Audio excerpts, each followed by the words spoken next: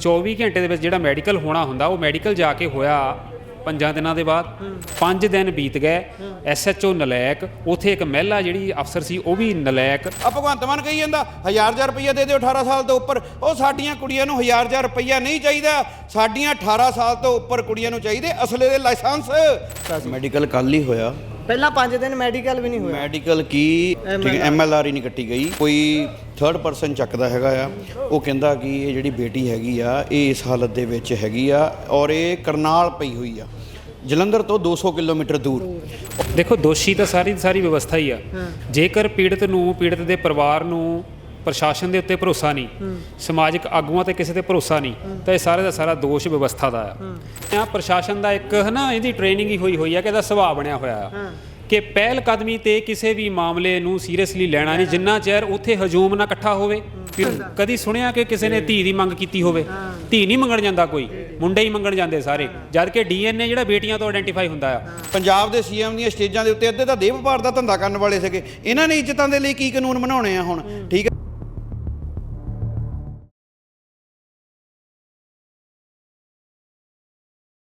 ਸੋ ਜਲੰਧਰ ਦੇ ਵਿੱਚ ਜਬਰ ਜਨਾਹ ਦਾ ਮਾਮਲਾ ਸਾਹਮਣੇ ਆਇਆ, ਜਿਸ ਤੋਂ ਬਾਅਦ ਸਮਾਜ ਦੇ ਵਿੱਚ ਅੱਗ ਵਰਗੀ ਸਥਿਤੀ ਪੈਦਾ ਹੋ ਗਈ ਹੈ। ਅੱਗ ਲੱਗੀ ਹੋਈ ਹੈ। ਵੱਖ-ਵੱਖ ਰਾਜਨੀਤਿਕ ਕਹਿ ਲਈਏ ਗੈਰ ਰਾਜਨੀਤਿਕ ਲੋਕ ਇਕੱਤਰ ਹੋ ਰਹੇ ਨੇ। ਜਥੇਬੰਦੀਆਂ ਇਕੱਤਰ ਹੋ ਕੇ ਅੱਜ CP ਦਫ਼ਤਰ ਪਹੁੰਚੀਆਂ ਸੀ। ਗੱਲਬਾਤ ਕੀਤੀ ਗਈ ਹੈ।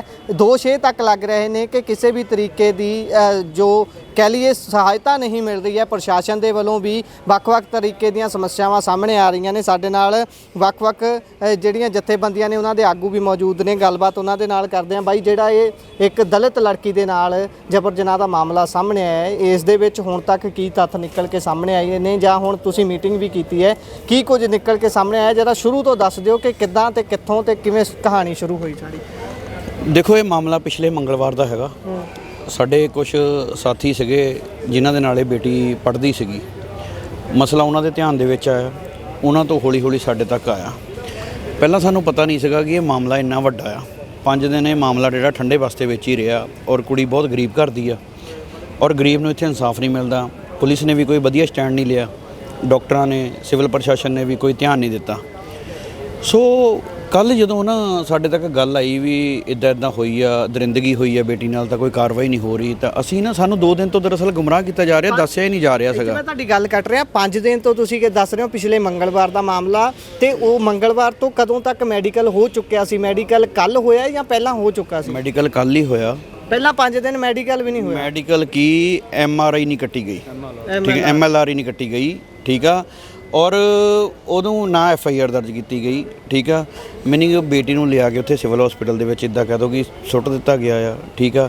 ਬੇਟੀ ਆਪਣੀ ਹੋਸ਼ ਵਿੱਚ ਨਹੀਂ ਸੀਗੀ। ਬੇਟੀ ਨੂੰ ਮਾਨਸਿਕ ਤੌਰ ਤੇ ਇੰਨਾ ਪ੍ਰਤਾੜਿਤ ਕੀਤਾ ਗਿਆ, ਉਹਨੂੰ ਨਸ਼ੇ ਦੀਆਂ ਓਵਰਡੋਜ਼ ਦਿੱਤੀਆਂ ਗਈਆਂ, ਇੰਜੈਕਸ਼ਨ ਲਾਏ ਗਏ ਆ। ਸਾਰਾ ਕੁਝ ਜਿਹੜੀ ਘਟਨਾ ਵਾਪਰੀ ਕਿੱਥੇ ਹੈ, ਕਿੱਥੋਂ ਕੁੜੀ ਨੂੰ ਬਰਾਮਦ ਕੀਤਾ ਗਿਆ ਜਾਂ ਕੋਈ ਗ੍ਰਿਫਤਾਰੀ ਹੋਈ ਹੈ ਹੁਣ ਉਸ ਤੋਂ ਅੱਗੇ? ਇਹਨੂੰ ਬੇਟੀ ਜਿਹੜੀ ਹੈ ਇਹ ਜਲੰਧਰ ਤੋਂ ਜੌਬ ਕਰਦੀ ਆ, ਗੁਰਾਇਆ ਜਿਹੜਾ ਲੁਧਿਆਣੇ ਨੂੰ ਰੋਡ ਜਾਂਦਾ ਹੈਗਾ, ਉਸ ਰੋਡ ਦੇ ਉੱਤੇ ਜਿਹੜਾ ਆ ਇਹਨੂੰ ਗੌਰਮੈਂਟ ਜੌਬ ਮਿਲ ਗਈ। ਉੱਥੇ ਡਾਕਖਾਨੇ ਦੇ ਵਿੱਚ ਜੌਬ ਕਰਦੀ ਆ। ਇਹ ਰੋਜ਼ ਦੀ ਤਰ੍ਹਾਂ ਆਪਣੀ ਜੌਬ ਦੇ ਉੱਤੇ ਜਾਂਦੀ ਸੀਗੀ। ਉਹ ਮੁੰਡਾ ਵੀ ਇਹਦੇ ਨਾਲ ਕੁਲੀਗ ਸੀਗਾ, ਉਹ ਵੀ ਜੌਬ ਤੇ ਜਾਂਦਾ ਸੀਗਾ। ਤੇ ਸੁਣਨ ਵਿੱਚ ਇਹ ਆਇਆ ਕਿ ਇਹਦੇ ਫਾਦਰ ਨੇ ਇਹਨੂੰ ਉੱਥੋਂ ਘਰੋਂ ਭੇਜ ਦਿੱਤਾ ਆ, ਉਹ ਛੱਡ ਗਏ ਆ। ਉਸ ਤੋਂ ਅੱਗੇ ਇਹ ਜਿਹੜਾ ਆ ਉਹ ਮੁੰਡੇ ਦੇ ਨਾਲ ਜਾਂਦੇ ਸੀਗੇ, ਹੈ ਨਾ। ਤੇ ਇਹ ਜਿਹੜੀ ਬੇਟੀ ਆ ਉਹ ਜਦੋਂ ਸ਼ਾਮ ਨੂੰ ਘਰ ਨਹੀਂ ਆਈ ਹੈਗੀ, ਤਾਂ ਉਹ ਘੰਟਾ 2 ਘੰਟਾ ਜਦੋਂ ਪੇਰੈਂਟਸ ਜਿਹੜੇ ਆ ਉਹ ਮੈਨੂੰ ਤਲਾਸ਼ ਕਰਦੇ ਹੈਗੇ ਆ।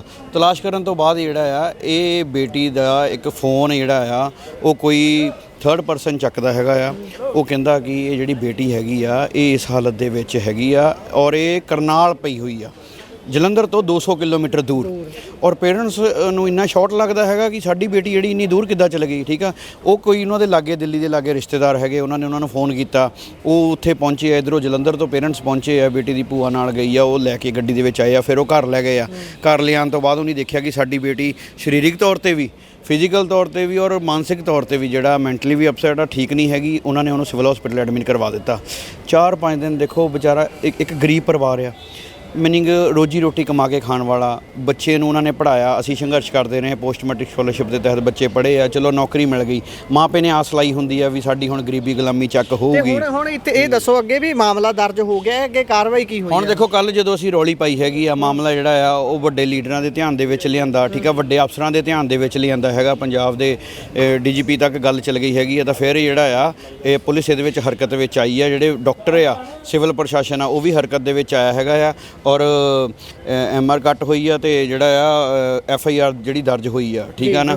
ਔਰ ਜਿਹੜਾ ਅੱਜ ਸਾਨੂੰ CP ਸਾਹਿਬ ਨੇ ਆਸ਼ਵਾਸਨ ਦਿੱਤਾ ਵੀ ਕਿਉਂਕਿ ਇਹ ਕਿਸੇ ਇੱਕ ਬੰਦੇ ਦਾ ਕੰਮ ਨਹੀਂ ਹੈਗਾ, ਇੱਕ ਮੁੰਡਾ ਜਿਹੜਾ ਆ ਰਾਉਂਡ ਅਪ ਕੀਤਾ, ਫੜਿਆ ਉਹਨੂੰ, ਠੀਕ ਆ, ਜਿਹੜਾ ਨਾਲ ਉਹਦਾ ਕਲੀਗ ਸੀਗਾ, ਉਹਨੇ ਹੋਰ ਨਾਂ ਵੀ ਲਏ ਹੈਗੇ ਆ। ਔਰ ਇਹ ਜਿਹੜੀ ਦਰਿੰਦਗੀ ਹੋਈ ਆ ਉਹਦੇ ਵਿੱਚ ਜਿਹੜੇ ਆ 4-5 ਸਾਥੀ ਇਨਵੋਲਵ ਆ। CP ਸਾਹਿਬ ਕਹਿੰਦੇ ਕਿ ਉਹਨਾਂ ਜਿੰਨੇ ਵੀ ਇਨਵੋਲਵ ਸਾਥੀ ਹੋਣਗੇ ਸਾਰਿਆਂ ਨੂੰ ਜਿਹੜਾ ਆ ਉਹ ਅਰੈਸਟ ਕਰਕੇ ਔਰ ਉਹਨਾਂ ਨੂੰ ਸਜ਼ਾ ਦਵਾਈ ਜਾਊਗੀ। ਜੀ ਅਗਲਾ ਸਵਾਲ ਮੈਂ ਲਲਿਤ ਬਾਈ ਹੁਣਾਂ ਨਾਲ ਕਰਦਾ। ਬਾਈ ਜੋ ਵੀ ਹੈ ਮਾਮਲਾ ਇਨਵੈਸਟੀਗੇਸ਼ਨ ਦਾ ਹੈ, ਇਨਵੈਸਟੀਗੇਸ਼ਨ ਹੋਊਗੀ, ਸੱਚ ਨਿਕਲ ਕੇ ਬਾਹਰ ਆਊਗਾ ਕਿ ਕੀ ਕੁਝ ਅੱਗੇ ਹੋਣਾ ਹੈ। ਪਰ ਇੱਥੇ ਹੁਣ ਜਿਹੜੀ ਗੱਲ ਬਾਈ ਹੁਣੀ ਕੀਤੀ ਵੀ ਦਬਾਅ ਪਾਏ ਬਿਨਾਂ ਕੁਝ ਨਹੀਂ ਹੋਇਆ, ਪਿਛਲੇ 5 ਦਿਨਾਂ ਦਾ ਮਾਮਲਾ ਹੈ ਤੇ ਕੱਲ ਜਾ ਕੇ ਉੱਠਿਆ, ਲੋਕਾਂ ਦੇ ਧਿਆਨ ਦੇ ਵਿੱਚ ਆਇਆ। ਇਹ ਕਿਹੋ ਜੀ ਮਨੋਦਸ਼ਾ, ਕਿਹੋ ਜੀ ਸਥਿਤੀ ਹੈ, ਕਿਹੋ ਜਿਹਾ ਪ੍ਰਸ਼ਾਸਨ ਹੈ, ਕਿਹੋ ਜਿਹਾ ਸਾਰਾ ਤਾਣਾ ਬਾਣਾ, ਇਹਨੂੰ ਕਿਵੇਂ ਵੇਖਦੇ ਹੋ ਤੁਸੀਂ? ਦੇਖੋ ਦੋਸ਼ੀ ਤਾਂ ਸਾਰੀ ਵਿਵਸਥਾ ਹੀ ਆ। ਜੇਕਰ ਪੀੜਤ ਦੇ ਪਰਿਵਾਰ ਨੂੰ ਪ੍ਰਸ਼ਾਸਨ ਦੇ ਉੱਤੇ ਭਰੋਸਾ ਨਹੀਂ, ਸਮਾਜਿਕ ਆਗੂਆਂ ਤੇ ਕਿਸੇ ਤੇ ਭਰੋਸਾ ਨਹੀਂ, ਤਾਂ ਇਹ ਸਾਰੇ ਦਾ ਸਾਰਾ ਦੋਸ਼ ਵਿਵਸਥਾ ਦਾ ਆ। ਕਿ 5 ਦਿਨ ਦਾ ਬੀਤ ਜਾਣ ਦਾ ਮਤਲਬ ਇਹੀ ਹੋ ਗਿਆ ਕਿ ਜਾਂ ਤਾਂ ਇਸ ਮਾਮਲੇ ਨੂੰ ਛੁਪਾ ਲਿਆ ਗਿਆ, ਦਬਾਇਆ ਗਿਆ, ਚਾਹੇ ਪ੍ਰਸ਼ਾਸਨ ਦੇ ਵੱਲੋਂ, ਚਾਹੇ ਕਿਸੇ ਜਿਹੜੇ ਆ ਕੋਈ ਵੀ ਅਨਾਮ ਸਮਾਜਿਕ ਆਗੂਆਂ ਦੇ ਵੱਲੋਂ। ਫਿਰ ਜਾਂ ਉਸ ਪਰਿਵਾਰ ਨੇ ਭਰੋਸਾ ਹੀ ਨਹੀਂ ਜਤਾਇਆ ਇਸ ਪ੍ਰਸ਼ਾਸਨ ਦੇ ਉੱਤੇ ਜਾਂ ਸਮਾਜਿਕ ਆਗੂਆਂ ਦੇ ਉੱਤੇ ਕਿ 5 ਦਿਨ ਬਾਅਦ ਜਾ ਕੇ ਇਹ ਮਾਮਲਾ ਧਿਆਨ 'ਚ ਆਇਆ। 24 ਘੰਟੇ ਦੇ ਵਿੱਚ ਜਿਹੜਾ ਮੈਡੀਕਲ ਹੋਣਾ ਹੁੰਦਾ ਉਹ ਮੈਡੀਕਲ ਜਾ ਕੇ ਹੋਇਆ 5 ਦਿਨਾਂ ਦੇ ਬਾਅਦ। ਔਰ ਫਿਰ ਉਸ ਮੈਡੀਕਲ ਦੀ ਰਿਪੋਰਟ ਦੇ ਵਿੱਚ ਕੀ ਭੇਦ ਨੇ ਉਹਦੇ ਬਾਰੇ ਹਜੇ ਤੱਕ ਜਿਹੜਾ ਕੋਈ ਖੁਲਾਸਾ ਕੀਤਾ ਨਹੀਂ ਗਿਆ, ਉਹਨੂੰ ਜਨਤਕ ਨਹੀਂ ਕੀਤਾ ਗਿਆ। ਫਿਰ ਉਹ ਲੜਕੀ ਗੁਰਾਇਆਂ ਤੋਂ ਇੱਥੋਂ 300 ਕਿਲੋਮੀਟਰ ਲਗਭਗ ਕਰਨਾਲ ਪੈ ਜਾਂਦਾ ਹਰਿਆਣੇ 'ਚ, ਉੱਥੇ ਪਾਈ ਗਈ। ਉੱਥੇ ਕਿੱਦਾਂ ਪਹੁੰਚੀ ਆ, ਉਹ ਲੜਕੀ ਦੇ ਮੋਬਾਈਲ ਟਰੇਸ ਕਰਕੇ ਉਹਦੇ ਵਿੱਚੋਂ ਕਾਲ ਡਿਟੇਲ ਕੱਢ ਕੇ ਇਹ ਪਤਾ ਕਰ ਸਕਣਾ ਕਿ ਇਹਦੇ ਸੰਪਰਕ ਦੇ ਵਿੱਚ ਕੌਣ ਸੀ, ਉਸ ਸਮੇਂ ਤੇ ਆਖਰੀ ਕਾਲਾਂ ਕਿਹਦੇ ਨਾਲ ਹੋਈਆਂ, ਵੱਧ ਗੱਲ ਕਿਹਦੇ ਨਾਲ ਹੁੰਦੀ ਸੀ, ਉਹਨਾਂ ਨੂੰ ਜਿਹੜਾ ਆ ਡਿਟੇਨ ਕਰਕੇ ਪੁੱਛਤਾਛ ਕੀਤੀ ਜਾ ਸਕਦੀ ਆ। ਇੱਕ ਲੜਕਾ ਜਿਹੜਾ ਫੜਿਆ ਆ ਉਹਦੇ ਬਾਰੇ ਉਹ ਲੜਕੀ ਜਿਹੜਾ ਹੜਬੜਾਹਟ 'ਚ ਉਹਦਾ ਨਾਮ ਲੈਂਦੀ ਆ, ਉਹ ਲੜਕੇ ਦਾ ਕੀ ਕਿਰਦਾਰ ਰਿਹਾ ਆ, ਜੇਕਰ ਉਹਦਾ ਕਲੀਗ ਵੀ ਆ ਤੇ ਉਹਦਾ ਕੀ ਰੋਲ ਰਿਹਾ ਆ, ਉਹਦੇ ਨਾਲ ਜੁੜੇ ਹੋਏ ਤੱਥ ਜਿਹੜੇ ਆ ਉਹ ਕਦੋਂ ਖੁਲਾਸਾ ਕਰੇਗਾ ਪ੍ਰਸ਼ਾਸਨ। ਅਸੀਂ CP ਸਾਹਿਬ ਕੋਲ ਗਏ ਸੀਗੇ ਤੇ ਮੈਂ ਤਾਂ ਤੁਹਾਡੇ ਚੈਨਲ ਦੇ ਮਾਧਿਅਮ ਤੋਂ ਮੈਂ ਸਾਫ਼ ਗੱਲ ਕਹਿਣੀ ਚਾਹੁੰਦਾ ਹਾਂ ਕਿ ਸਾਨੂੰ ਤਾਂ ਮਨ ਨੂੰ ਸੰਤੁਸ਼ਟੀ ਨਹੀਂ ਹੋਈ, ਉੱਥੋਂ ਕੋਈ ਆਸ਼ਵਾਸਨ ਨਹੀਂ ਮਿਲਿਆ। ਸਿਰਫ ਇਹ ਕਹਿਤਾ ਗਿਆ ਹਮੇਸ਼ਾ ਹੀ ਤਰ੍ਹਾਂ ਪ੍ਰਸ਼ਾਸਨ ਜਿੱਦਾਂ ਕਰਦਾ ਹੁੰਦਾ ਕਿ ਅਸੀਂ ਤੁਹਾਨੂੰ ਮਤਲਬ ਭਰ ਕੇ ਜਿਹੜਾ ਆਸ਼ਵਾਸਨ ਦਿੰਦੇ ਆ ਕਿ ਅਸੀਂ ਸਭ ਕੁਝ ਕਰਾਂਗੇ, ਅਸੀਂ ਆਹ ਕਰਾਂਗੇ, ਉਹ ਕਰਾਂਗੇ। 5 ਦਿਨ ਬੀਤ ਗਏ, SHO ਨਲਾਇਕ, ਉੱਥੇ ਇੱਕ ਮਹਿਲਾ ਜਿਹੜੀ ਅਫਸਰ ਸੀ ਉਹ ਵੀ ਨਲਾਇਕ, ਉਹਦਾ ਤਬਾਦਲਾ ਵੀ ਜਿਹੜਾ ਕਰ ਦਿੱਤਾ ਗਿਆ ਆ। ਇਹਦਾ ਮਤਲਬ ਕਿਤੇ ਨਾ ਕਿਤੇ ਸਵਾਲੀਆ ਨਿਸ਼ਾਨ ਖੜਾ ਹੁੰਦਾ ਆ ਕਿ ਮਾਮਲੇ ਨੂੰ ਛੁਪਾਇਆ ਜਾ ਰਿਹਾ ਜਾਂ ਦਬਾਇਆ ਜਾ ਰਿਹਾ। ਜੇਕਰ ਮਾਮਲਾ ਸਾਰਾ ਪ੍ਰਸ਼ਾਸਨ ਨੂੰ ਪਤਾ ਆ ਜਾਂ ਪ੍ਰਸ਼ਾਸਨ ਦੇ ਕੋਲ ਸਾਧਨ ਆ, ਹੁਣ ਕੀ ਇਹ ਪਬਲਿਕ ਨੇ ਕਰਨਾ ਆ ਕਿ ਉਹ ਲੜਕੀ ਦੀ ਟੈਲੀਫੋਨ ਡਿਟੇਲ ਕੱਢੀਏ ਤੇ ਪ੍ਰਸ਼ਾਸਨ ਨੂੰ ਦਈਏ ਜੀ ਆਹ ਦੇਖੋ ਜੀ ਇਹਨਾਂ ਨੂੰ ਫੋਨ ਹੋਇਆ ਤੇ ਇਹਨਾਂ ਨੂੰ ਪਤਾ ਕਰੋ। ਪ੍ਰਸ਼ਾਸਨ ਸੰਜੀਦਾ ਕਿਉਂ ਨਹੀਂ ਹੁੰਦਾ? ਤੁਸੀਂ ਦੋਵੇਂ ਜਵਾਬ ਦੇ ਸਕਦੇ ਹੋ ਵੀ ਭਾਈ ਇਦਾਂ ਦੇ ਮਾਮਲੇ ਲਗਾਤਾਰ ਆ ਰਹੇ ਨੇ। ਉਜੈਨ 'ਚ, ਰਾਜਸਥਾਨ ਦੇ ਵਿੱਚ 3 ਸਾਲ ਦੀ ਬੱਚੀ ਦੇ ਨਾਲ ਜਬਰ ਜਨਾਹ ਹੋ ਗਿਆ। ਕਲਕੱਤੇ ਵਾਲੇ ਮੁੱਦੇ ਨੇ ਤਾਂ ਪੂਰੇ ਦੁਨੀਆ ਦੇ ਵਿੱਚ ਅੱਗ ਫੜੀ ਹੈ, ਇਕੱਲੇ ਦੇਸ਼ ਦੀ ਗੱਲ ਨਹੀਂ। ਇਹੋ ਜਿਹੀਆਂ ਜਦੋਂ ਹੁੰਦੇ ਨੇ ਸਾਰੇ ਮਾਮਲੇ, ਇਸ ਤੋਂ ਬਾਅਦ ਵੀ ਪ੍ਰਸ਼ਾਸਨ ਸਾਰੇ ਦੇਸ਼ ਦਾ ਹੀ ਹਰਕਤ 'ਚ ਕਿਉਂ ਨਹੀਂ ਆਉਂਦਾ? ਇਦਾਂ ਦੇ ਮਾਮਲਿਆਂ ਨੂੰ ਲੈ ਕੇ ਸਿਰਫ ਦਬਾਉਣ ਦੀ ਨਜ਼ਰ ਨਾਲ ਜਾਂ ਇੱਜ਼ਤ ਵਾਲਾ ਪੱਖ ਲੈ ਲਿਆ ਜਾਂਦਾ ਵੀ ਇੱਜ਼ਤ ਬਚਾਉਣੀ ਆ, ਤੁਸੀਂ ਚੁੱਪ ਕਰ ਜਾਓ, ਪਰਿਵਾਰਾਂ ਨੂੰ ਐਂ ਹੀ ਕਹਿ ਕੇ ਦੱਬ ਲਿਆ ਜਾਂਦਾ। ਇਹਨਾਂ ਮੁੱਦਿਆਂ ਤੇ ਸੰਜੀਦਗੀ ਨਾਲ ਕੋਈ ਐਕਟ, ਕੋਈ ਗੱਲ ਹੁੰਦੀ ਕਿਉਂ ਨਹੀਂ? ਬੰਗਾਲ ਨੇ ਤਾਂ ਆਪਣਾ ਕਰ ਲਿਆ, ਪਰ ਹੋਣਾ ਕੀ ਚਾਹੀਦਾ, ਹੋ ਕਿਉਂ ਨਹੀਂ ਰਿਹਾ? ਦੇਖੋ ਜਿਹੜਾ ਪ੍ਰਸ਼ਾਸਨ ਆ, ਪ੍ਰਸ਼ਾਸਨ ਦਾ ਇੱਕ ਇਹਦੀ ਟ੍ਰੇਨਿੰਗ ਹੀ ਹੋਈ ਆ ਕਿ ਇਹਦਾ ਸੁਭਾਅ ਬਣਿਆ ਹੋਇਆ ਆ ਕਿ ਪਹਿਲ ਕਦਮੀ ਤੇ ਕਿਸੇ ਵੀ ਮਾਮਲੇ ਨੂੰ ਸੀਰੀਅਸਲੀ ਲੈਣਾ ਨਹੀਂ ਜਿੰਨਾ ਚਿਰ ਉੱਥੇ ਹਜੂਮ ਨਾ ਇਕੱਠਾ ਹੋਵੇ ਪੀੜਤ ਦੇ ਹੱਕ ਦੇ ਵਿੱਚ, ਜਿੰਨਾ ਚਿਰ ਪ੍ਰਸ਼ਾਸਨ ਦੀ ਮੁਰਦਾਬਾਦ ਨਾ ਹੋਵੇ ਪੀੜਤ ਦੇ ਹੱਕ ਦੇ ਵਿੱਚ, ਉਹਨਾਂ ਚਿਰ ਪ੍ਰਸ਼ਾਸਨ ਜਿਹੜਾ ਆ ਹਿਲਜੁਲ ਨਹੀਂ ਕਰਦਾ। ਇਹ ਸਭ ਤੋਂ ਵੱਡਾ ਦੁਖਾਂਤ ਆ ਪ੍ਰਸ਼ਾਸਨ ਦਾ, ਪੁਲਿਸ ਦਾ ਔਰ ਸਮਾਜਿਕ ਜਿਹੜਾ ਨਿਆਂ ਆ ਲੋਕਾਂ ਨੂੰ ਇਸੇ ਕਰਕੇ ਮਿਲਦਾ ਨਹੀਂ ਹੈਗਾ। ਜੇ ਹੁਣ ਪੀੜਤ ਹੋਵੇ ਹੀ ਇਕੱਲਾ, ਆਵਾਜ਼ਾਰ ਹੋਵੇ, ਜਿਸ ਤਰ੍ਹਾਂ ਸਾਥੀ ਨੇ ਕਿਹਾ ਕਿ ਉਹ ਬੜਾ ਜ਼ਰੂਰਤਮੰਦ ਪਰਿਵਾਰ ਆ ਕਿ ਪੋਸਟ ਮੈਟ੍ਰਿਕ ਤੇ ਉਹ ਲੜਕੀ ਨੇ ਪੜ੍ਹਾਈ ਕੀਤੀ ਆ, ਸੰਭਵ ਆ ਕਿ ਉਹ SC ਸਮਾਜ ਦੀ ਬੇਟੀ ਆ, ਠੀਕ ਹੈ ਜੀ, ਅਸੀਂ ਉਹਦਾ ਨਾਮ ਨਹੀਂ ਲੈ ਸਕਦੇ, ਅਸੀਂ ਉਹਦੀ ਜਿਹੜੀ ਆ ਕਾਸਟ ਕ੍ਰੀਡ ਕੁਛ ਵੀ ਜਿਹੜਾ ਉਹ ਨਹੀਂ ਕਰਨਾ ਚਾਹੀਦਾ, ਸਾਨੂੰ ਦੱਸਣਾ ਨਹੀਂ ਚਾਹੀਦਾ। ਤਾਂ ਕਹਿਣਾ ਕੀ ਚਾਹੁੰਦੇ ਆ? ਕਹਿਣਾ ਇਹ ਚਾਹੁੰਦੇ ਆ ਕਿ ਜੇਕਰ ਪ੍ਰਸ਼ਾਸਨ ਚਾਹੇ ਤਾਂ ਫਟਾਫਟ ਇਹਨੂੰ ਮਾਮਲੇ ਨੂੰ ਹੱਲ ਕਰ ਸਕਦਾ ਆ। ਤਾਂ ਅਸੀਂ ਤਾਂ ਹੁਣ ਇੱਥੋਂ ਜਿਹੜਾ ਆ ਪ੍ਰਸ਼ਾਸਨ ਨੂੰ ਇੱਕ ਸਾਫ਼ ਔਰ ਸਪਸ਼ਟ ਗੱਲ ਕਰ ਦੇਣਾ ਚਾਹੁੰਦੇ ਕਿ ਮਾਮਲਾ ਜੋ ਵੀ ਹੈ, ਰੇਪ ਦਾ ਮਾਮਲਾ ਹੈ ਅਗਵਾਈ ਉਹ ਜਿਹੜਾ ਉਹਨੂੰ ਅਗਵਾ ਕੀਤਾ ਉਹਦਾ ਮਾਮਲਾ ਹੈ, ਉਹਦੇ ਨਾਲ ਜਿਹੜਾ ਆ ਕੋਈ ਤਸ਼ੱਦਦ ਹੋਇਆ, ਕੁੱਟਮਾਰ ਹੋਈ ਆ ਉਹਦਾ ਮਾਮਲਾ ਹੈ, ਜਾਂ ਕੋਈ ਹੋਰ ਗੁਪਤ ਭੇਦ ਹੈ, ਉਹਨੂੰ ਤੁਰੰਤ ਪ੍ਰਭਾਵ ਦੇ ਨਾਲ ਰੈਪਿਡ ਐਕਸ਼ਨ ਜਿਹੜਾ ਆ ਕਰਦੇ ਹੋਏ ਉਹਨੂੰ ਹੱਲ ਕਰ ਲਵੇ ਪ੍ਰਸ਼ਾਸਨ। ਨਹੀਂ ਤਾਂ ਫਿਰ ਇਹ ਭੁੱਲ ਜਾਓ ਕਿ ਇਹ ਨਾ ਤਾਂ ਰਾਜਸਥਾਨ ਆ, ਇਹ ਪੰਜਾਬ ਆ, ਇਹ ਨਾ ਇਹ ਕੋਲਕਾਤਾ ਆ, ਇਹ ਜਲੰਧਰ ਆ, ਉਹ ਨਾ ਇਹ ਹਾਥਰਸ ਆ, ਨਾ ਇਹ ਉਨਾਓ ਆ, ਇਹ ਜਲੰਧਰ ਸਿਟੀ ਮੇਨ ਆ। ਤਾਂ ਫਿਰ ਅਸੀਂ ਦਿਖਾੜ ਦੇਵਾਂਗੇ, ਫਿਰ ਅਸੀਂ ਮਤਲਬ ਸਾਡਾ ਜਿਹੜਾ ਜਾਹੋ ਜਹਾਲ ਉਹ ਅਸੀਂ ਦਿਖਾਲਾਂਗੇ ਜੇਕਰ ਇਸ ਮਾਮਲੇ ਨੂੰ ਮਾਨਯੋਗ ਸੀਪੀ ਸਾਹਿਬ, ਪੁਲਿਸ ਪ੍ਰਸ਼ਾਸਨ ਨੇ ਤੁਰੰਤ ਪ੍ਰਭਾਵ ਦੇ ਨਾਲ ਹੱਲ ਨਾ ਕੀਤਾ ਤਾਂ। ਜੀ ਧੰਨਵਾਦ। ਸੋ ਕਿਵੇਂ ਦੇਖਦੇ ਹੋ ਇਹਨਾਂ ਚੀਜ਼ਾਂ ਦੇ ਹੱਲ ਕਿਵੇਂ ਹੋਣੇ ਚਾਹੀਦੇ? ਅਸੀਂ ਇਹ ਤਾਂ ਹੁਣ ਕਰ ਨਹੀਂ ਸਕਦੇ ਅੱਜ ਦੇ ਸਮਾਜ ਦੇ ਵਿੱਚ, ਜਦੋਂ ਕੁੜੀਆਂ ਪਾਇਲਟ ਬਣ ਰਹੀਆਂ ਨੇ, ਕੁੜੀਆਂ ਐਡੇ ਐਡੇ ਵੱਡੇ ਅਹੁਦਿਆਂ ਤੇ ਬੈਠ ਰਹੀਆਂ ਨੇ, ਦੇਸ਼ਾਂ ਦੇ ਰਾਸ਼ਟਰਪਤੀ, ਪ੍ਰਧਾਨ ਮੰਤਰੀਆਂ ਦੇ ਅਹੁਦਿਆਂ ਤੇ ਬੈਠ ਰਹੀਆਂ ਨੇ, ਉੱਦਾਂ ਦੇ ਸਮਾਜ ਦੀ ਸਿਰਜਣਾ ਅਸੀਂ ਕਦੋਂ ਕਰਾਂਗੇ? ਅਸੀਂ ਕਦੋਂ ਇਹ ਬਣਾਵਾਂਗੇ ਕਿ ਧੀਆਂ ਖੁੱਲ੍ਹੇ ਆਮ ਕਿਤੇ ਵੀ ਆ ਜਾ ਸਕਣ? ਉਹਨਾਂ ਦੀ ਐ ਨਾ ਹੋਵੇ ਵੀ ਸਾਨੂੰ ਚਿੰਤਾ ਹੋਵੇ ਵੀ ਭਾਈ ਸਾਡੀ ਧੀ ਭੈਣ ਇੰਨੇ ਵਜੇ ਰਾਤ ਦੇ ਬਾਹਰ ਆ, ਕਿਤੇ ਉਹਦੇ ਨਾਲ ਅਣਹੋਣੀ ਨਾ ਹੋ ਜਾਵੇ। ਇਹ ਸਾਰੇ ਨੂੰ ਲੈ ਕੇ ਕਿਹੋ ਜਿਹੀ ਮਾਨਸਿਕਤਾ ਹੋਣੀ ਚਾਹੀਦੀ ਜਾਂ ਕਿਹੋ ਜਿਹੇ ਤਬਦੀਲੀਆਂ ਹੋਣੀਆਂ ਚਾਹੀਦੀਆਂ ਨੇ? ਦੇਖੋ, ਪਹਿਲਾਂ ਤਾਂ ਸਮਾਜ ਜਿਹੜਾ ਸਿਰਜਣਾ ਹੁੰਦਾ ਉਹ ਲੋਕਾਂ ਨੇ ਹੀ ਸਿਰਜਣਾ ਹੁੰਦਾ। ਆਪਾਂ ਹੀ ਇਹ ਸਮਾਜ ਦੇ ਵਿੱਚ ਰਹਿੰਦੇ ਹਾਂ, ਆਪਾਂ ਇੱਕ ਸਮਾਜ ਦਾ ਪਾਰਟ ਆ। ਸਾਨੂੰ ਪਹਿਲਾਂ ਆਪਣੀ ਮਾਨਸਿਕ ਗੁਲਾਮੀ ਚੋਂ ਨਿਕਲਣਾ ਚਾਹੀਦਾ, ਠੀਕ ਆ। ਔਰਤਾਂ ਪ੍ਰਤੀ ਅਸੀਂ ਹੀ ਜਿਹੜਾ ਆ ਉਹ ਮੰਨ ਲਓ ਵੀ ਇਮਾਨਦਾਰ ਨਹੀਂ ਹੈਗੇ। ਅਸੀਂ ਖੁਦ ਜਿਹੜੇ ਸਾਰੇ, ਮੈਂ ਤੁਹਾਨੂੰ ਦੱਸ ਦਿੰਦਾ, ਅਸੀਂ ਹਰ ਇੱਕ ਬੰਦਾ ਜਿਹੜਾ ਮੁੰਡਾ ਹੀ ਭਾਲਦਾ, ਠੀਕ ਹੈ ਨਾ। ਕੁੜੀਆਂ ਲਈ ਸਾਡੀ ਸੋਚ ਜਿਹੜੀ ਆ ਕਿਤੇ ਨਾ ਕਿਤੇ ਜਿਹੜੀ ਆ ਉਹ ਅਸੀਂ ਕਾਣੀ ਵੰਡ ਕਰਦੇ ਹੀ ਕਰਦੇ ਆ, ਠੀਕ ਹੈ ਨਾ। ਤੇ ਸਾਡੇ ਜਿਹੜੇ ਡੇਰੇ ਆ, ਖਾਸ ਕਰਕੇ ਆਪਾਂ ਪੰਜਾਬ 'ਚ ਕਹਿ ਦਈਏ, ਜਿਹਨੂੰ ਗੁਰੂਆਂ ਪੀਰਾਂ ਦੀ ਆਪਾਂ ਧਰਤੀ ਕਹਿੰਦੇ ਆ, ਬਾਣੀ ਕਹਿੰਦੀ ਆ, ਸੋ ਕਿਉਂ ਮੰਦਾ ਆਖੀਏ ਜਿਸ ਜਨਮੇ ਰਾਜਾਨ। ਅਸੀਂ ਔਰਤ ਨੂੰ ਐਡਾ ਵੱਡਾ ਦਰਜਾ ਦਿੱਤਾ ਸਾਡੀ ਬਾਣੀ ਨੇ, ਹੈ। ਤੇ ਅਸੀਂ ਇੱਥੇ ਸਾਡੇ ਡੇਰਿਆਂ ਦੇ ਉੱਤੋਂ ਮੁੰਡੇ ਭਾਲਦੇ, ਡੇਰਿਆਂ ਤੋਂ ਮੁੰਡੇ ਵੰਡੇ ਜਾਂਦੇ ਆ। ਕਹਿੰਦੇ ਬਾਬਿਆਂ ਵਾਲਾ ਮੁੰਡਾ ਹੈ, ਬਾਬਾ ਮੁੰਡਾ ਦਿੰਦਾ। ਹਾਂ, ਬਸ ਇਹੀ ਗੱਲ ਆ। ਕਦੀ ਸੁਣਿਆ ਕਿ ਕਿਸੇ ਨੇ ਧੀ ਦੀ ਮੰਗ ਕੀਤੀ ਹੋਵੇ? ਧੀ ਨਹੀਂ ਮੰਗਣ ਜਾਂਦਾ ਕੋਈ, ਮੁੰਡੇ ਹੀ ਮੰਗਣ ਜਾਂਦੇ ਸਾਰੇ। ਜਦ ਕਿ DNA ਜਿਹੜਾ ਬੇਟੀਆਂ ਤੋਂ ਆਇਡੈਂਟੀਫਾਈ ਹੁੰਦਾ ਆ। 39 ਭਾਰਤੀ ਜਿਹੜੇ 27 ਪੰਜਾਬੀ ਇਰਾਕ ਦੇ ਵਿੱਚ ਜਿਹੜਾ ਆ ਉਹ ਮਾਰ ਦਿੱਤੇ ਗਏ, ਰੇਤਾ 'ਚ ਦੱਬ ਦਿੱਤੇ ਗਏ, ਗਲ ਗਏ। ਉਹਨਾਂ ਦੇ ਕੰਕਾਲ, ਉਹਨਾਂ ਦੇ ਮਾਵਾਂ ਦੇ DNA, ਉਹਨਾਂ ਦੀਆਂ ਭੈਣਾਂ ਦੇ DNA ਔਰ ਉਹਨਾਂ ਦੇ ਭੂਆ ਦੇ DNA ਤੋਂ ਜਿਹੜਾ ਹਾਸਿਲ ਹੋਏ ਕਿ ਕਿਹਨਾਂ ਦਾ ਆ, ਕਿਸੇ ਬਾਪ ਦੇ, ਕਿਸੇ ਭਰਾ ਦੇ ਜਾਂ ਕਿਸੇ ਚਾਚੇ ਦੇ DNA ਤੋਂ, ਕਿਸੇ ਪੁਰਸ਼ ਦੇ DNA ਤੋਂ ਪਹਿਚਾਣੇ ਨਹੀਂ ਗਏ। ਹੋਰ ਕੀ ਪ੍ਰੂਫ ਦਈਏ? ਸਖਤ ਕਾਨੂੰਨ ਵੀ ਬਣੇ ਆ। ਮੈਂ ਤੁਹਾਨੂੰ ਦੱਸਦਾ ਕਿ ਦੇਖੋ, ਬਾਬਾ ਸਾਹਿਬ ਅੰਬੇਡਕਰ ਜਿਹੜੇ ਆ 1951 ਦੇ ਵਿੱਚ ਕਾਨੂੰਨ ਮੰਤਰੀ ਬਣਦੇ ਆ, ਦੇਸ਼ ਦੇ ਪਹਿਲੇ ਕਾਨੂੰਨ ਮੰਤਰੀ ਬਣਦੇ ਆ। ਉਹਨਾਂ ਨੇ ਹਿੰਦੂ ਕੋਡ ਬਿੱਲ ਜਿਹੜਾ ਆ ਉਹ ਲਾਗੂ ਕਰਵਾਉਣ ਲਈ ਇਸ ਦੇਸ਼ ਦੀਆਂ ਸਰਕਾਰਾਂ ਦੇ ਵਿੱਚੋਂ ਅਸਤੀਫੇ ਵੀ ਦਿੱਤੇ। ਅੱਜ ਕੱਲ੍ਹ ਕੋਈ ਸਰਪੰਚੀ ਤੋਂ ਅਸਤੀਫਾ ਨਹੀਂ ਦਿੰਦਾ, ਠੀਕ ਹੈ ਨਾ। ਉਹ ਸਾਡੇ ਸਮਾਜ ਦਾ ਯੋਧਾ ਸੀ, ਉਹਨੇ ਔਰਤਾਂ ਦੇ ਲਈ ਬਰਾਬਰਤਾ ਦੀ ਲੜਾਈ ਲੜੀ ਆ, ਠੀਕ ਹੈ ਨਾ। ਅੱਜ ਜਿਹੜੀਆਂ ਔਰਤਾਂ ਖੁਦ ਗੁਲਾਮੀਆਂ 'ਚੋਂ ਨਹੀਂ ਨਿਕਲਦੀਆਂ, ਔਰਤਾਂ ਖੁਦ ਡੇਰਿਆਂ 'ਤੇ ਤੁਰੀਆਂ ਫਿਰਦੀਆਂ, ਬਾਬੇ ਖੁਦ ਡੇਰਿਆਂ 'ਤੇ ਤੁਰੇ ਫਿਰਦੇ ਆ।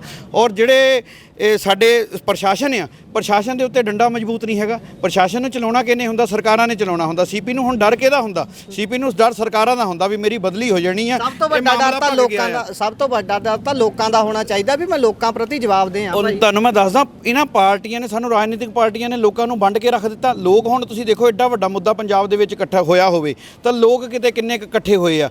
ਅਸੀਂ ਖੁਦ ਕਮਿਊਨਿਟੀ ਬੇਸ ਤੇ ਵੰਡੇ ਹੋਏ ਆ। ਸਾਡੇ ਜਿਹੜੇ ਪ੍ਰਧਾਨ ਆ ਉਹ ਅੱਧੇ ਆਪ ਪ੍ਰਸ਼ਾਸਨ ਦੇ ਕਾਣੇ ਆ, ਸੀਪੀ ਦੇ ਦਫ਼ਤਰਾਂ ਦੇ ਵਿੱਚ ਜਾ ਕੇ ਉਹ ਚਾਹਾਂ ਪੀਂਦੇ ਆ, ਠੀਕ ਆ ਨਾ। ਅੱਧੇ ਕਾਣੇ ਕੀਤੇ, ਉਹ ਅੱਧਿਆਂ ਦੇ ਕੰਮ 2 ਨੰਬਰ ਦੇ ਚੱਲਦੇ ਆ। ਆ ਪਿੱਛੇ ਜੇ ਇਲੈਕਸ਼ਨ ਹੋ ਗਿਆ ਪੰਜਾਬ ਦੇ CM ਦੀਆਂ ਸਟੇਜਾਂ ਦੇ ਉੱਤੇ ਅੱਧੇ ਤਾਂ ਦੇਹ ਵਪਾਰ ਦਾ ਧੰਦਾ ਕਰਨ ਵਾਲੇ ਸੀਗੇ। ਇਹਨਾਂ ਨੇ ਇੱਜ਼ਤਾਂ ਦੇ ਲਈ ਕੀ ਕਾਨੂੰਨ ਬਣਾਉਣੇ ਆ ਹੁਣ, ਠੀਕ ਆ ਨਾ।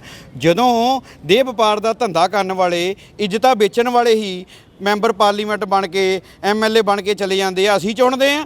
ਅਸੀਂ ਉਹਨਾਂ ਦੇ ਕੋਲੋਂ ਲੋਕ ਜਿਹੜੇ ਆ ਉਹ ਸ਼ਰਾਬ, ਸੂਟ, ਰਾਸ਼ਨ ਲੈ ਕੇ ਜਦੋਂ ਵੋਟਾਂ ਪਾਉਂਦੇ ਆ। ਮੁੰਡੇ ਜਿਹੜੇ ਆਹ ਖਿਡਾਰੀ ਕ੍ਰਿਕਟ ਕਿੱਟਾਂ ਮੰਗਦੇ ਆ, ਜਿਹੜੇ ਬੋਡੀ ਬਿਲਡਰ ਆ ਉਹ ਜਿੰਮ ਦਾ ਸਮਾਨ ਮੰਗਦੇ ਆ। ਸਾਡੇ ਗੁਰਦੁਆਰਿਆਂ ਵਾਲੇ ਕਹਿੰਦੇ ਜੀ ਸਾਨੂੰ ਕੁਛ ਨਹੀਂ ਚਾਹੀਦਾ, ਸਾਡਾ ਬਾਥਰੂਮ ਬਣਾ ਦਿਓ, ਆ ਸਾਡਾ ਲੈਂਟਰ ਪੈਣੇ ਵਾਲਾ ਆ। ਤਾਂ ਫਿਰ ਉੱਦਾਂ ਦੇ ਜਦੋਂ ਚੁਣ ਕੇ ਜਾਂਦੇ ਆ ਤਾਂ ਉਹਨਾਂ ਨੇ ਫਿਰ ਕੀ ਬਣਾਉਣੇ। ਤੁਸੀਂ ਦੱਸੋ, ਜਲੰਧਰ ਦਾ ਮੈਂਬਰ ਪਾਰਲੀਮੈਂਟ ਆ ਚਰਨਜੀਤ ਸਿੰਘ ਚੰਨੀ, SC ਸਮਾਜ ਵਿੱਚੋਂ ਆ। ਸ਼ਡਿਊਲ ਕਾਸਟ ਜਿਹੜੀ ਸੀਟ ਆ, ਔਰ ਸ਼ਡਿਊਲ ਕਾਸਟ ਬੱਚੀ ਦੇ ਨਾਲ ਜਿਹੜਾ ਘਟਨਾ ਹੋਈ ਆ ਉਹਦਾ ਬਿਆਨ ਆਇਆ ਕੋਈ? ਉਹਨੂੰ ਤਾਂ ਇੱਥੇ ਬਹਿ ਜਾਣਾ ਚਾਹੀਦਾ ਸੀ ਆ ਕੇ। ਜਿਹੜੇ ਸਾਡੇ ਸਮਾਜ ਕਹਿੰਦਾ ਸੀ ਜੀ ਚੰਨੀ ਚੰਨੀ ਚੰਨੀ ਚੱਕਿਆ, ਦੱਸੋ ਕਿੱਥੇ ਆ?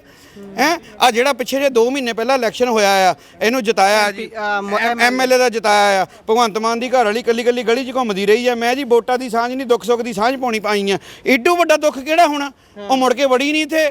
ਇਹ ਸਾਰੇ ਵੋਟਾਂ ਲੈਣ ਆਉਂਦੇ ਆ। ਇਹ ਮੰਨ ਲਓ ਕਹਿ ਦੋ ਮੌਕੇ ਦੇ ਇਹ ਰਾਹੀ ਆ, ਇਹ ਠੱਗ ਕੇ ਸਾਨੂੰ ਉਹ ਜਾਂਦੇ ਆ, ਠੀਕ ਆ ਨਾ। ਕਸੂਰ ਸਾਡੇ ਸਮਾਜ ਦਾ ਆ ਜਿਹੜਾ ਟਕੇ ਤੇ ਵਿਕਦਾ ਆ, ਠੀਕ ਆ ਨਾ। ਅਸੀਂ ਆਪਣੀਆਂ ਧੀਆਂ ਭੈਣਾਂ ਦੀਆਂ ਇੱਜ਼ਤਾਂ ਵੇਚ ਕੇ ਅਹੁਦੇਦਾਰੀਆਂ ਲੈਂਦੇ ਆ, ਠੀਕ ਆ ਨਾ। ਸਾਡੇ ਜਿਹੜੇ MLA ਆ ਜਿਹੜੇ ਪਾਰਟੀਆਂ ਵਾਲੇ ਆ ਨਾ, ਇਹ ਪਹਿਲਾਂ ਚੰਗੀ ਤਰ੍ਹਾਂ ਚੈੱਕ ਕਰਦੇ ਆ ਵੀ ਇਹਦਾ ਜ਼ਮੀਰ ਮਰਿਆ ਆ, ਇਹ ਕਿਤੇ ਆਪਣੀ ਧੀ ਭੈਣ ਲਈ ਬੋਲਦਾ ਤਾਂ ਨਹੀਂ, ਆਪਣੀ ਕੌਮ ਲਈ ਬੋਲਦਾ ਤਾਂ ਨਹੀਂ, ਹੱਕਾਂ ਦੀ ਰਾਖੀ ਲਈ ਬੋਲਦਾ ਤਾਂ ਨਹੀਂ। ਆ ਪਿੱਛੇ ਰਿਜ਼ਰਵੇਸ਼ਨ ਦਾ ਮੁੱਦਾ ਕਿੱਡਾ ਹੋ ਗਿਆ, ਚੰਨੀ ਬੋਲਿਆ ਉਹ ਇੱਕੋ ਹੀ ਗੱਲ ਕਰੀ ਜਾਂਦੇ ਯਾਰ, ਉਹ 25 ਲੱਖ ਦੇ ਦਿਓ, ਕਦੀ ਚੰਨੀ 25 ਲੱਖ ਦੇ ਜਾਂਦਾ, ਕਦੀ ਸਰਕਾਰਾਂ 25 ਲੱਖ। ਉਹ ਸਾਨੂੰ 25 ਲੱਖ ਨਹੀਂ ਚਾਹੀਦਾ।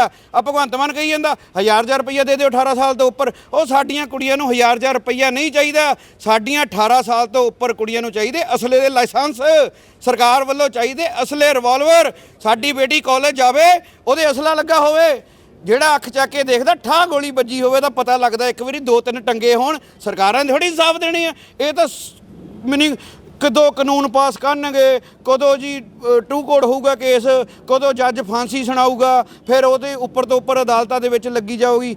ਅੱਜ ਤੱਕ ਹੋਈ ਇੱਥੇ ਕਿਸੇ ਨੂੰ ਫਾਂਸੀ? ਰਾਸ਼ਟਰਪਤੀ ਤੱਕ ਅਪੀਲਾਂ ਕਰਨ ਚਲੇ ਜਾਂਦੇ ਆ। ਠੀਕ ਆ, ਮੈਨੂੰ ਇਹ ਇੱਦਾਂ ਨਹੀਂ ਹੋਣਾ ਹੈਗਾ।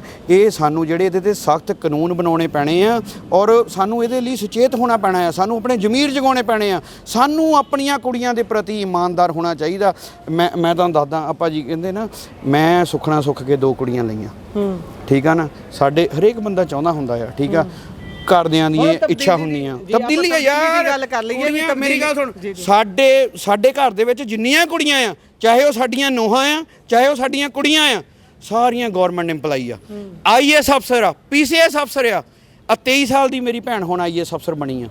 ਮੀਨਿੰਗ ਤਰੱਕੀ ਉਹਨਾਂ ਨੇ ਕੀਤੀ ਹੈ। ਮੁੰਡੇ ਅਨਪੜ੍ਹ, ਮੈਂ ਪੜ੍ਹਿਆ ਹੀ ਨਹੀਂਗਾ। ਠੀਕ ਆ, ਕਿਉਂਕਿ ਅਸੀਂ ਬਿਜ਼ਨਸ ਕਰਦੇ ਸੀ, ਮੁੰਡੇ ਪੜ੍ਹਦੇ ਹੀ ਨਹੀਂ ਸੀਗੇ। ਕੁੜੀਆਂ ਸਾਡੀਆਂ ਪੜ੍ਹਦੀਆਂ ਬਹੁਤ ਸੀ, ਕੁੜੀਆਂ ਸਾਡੀਆਂ ਨੇ ਤਰੱਕੀ ਕੀਤੀ, ਸਾਰੀਆਂ ਅਫਸਰ ਲੱਗੀਆਂ। ਅੱਜ ਲੋਕ ਇਨਸਾਫ ਮੰਗਣ ਉਹਨਾਂ ਦੇ ਕੋਲ ਜਾਂਦੇ ਆ। ਸਾਨੂੰ ਮੇਰੀ ਭੂਆ ਜੱਜ ਲੱਗੀ ਆ।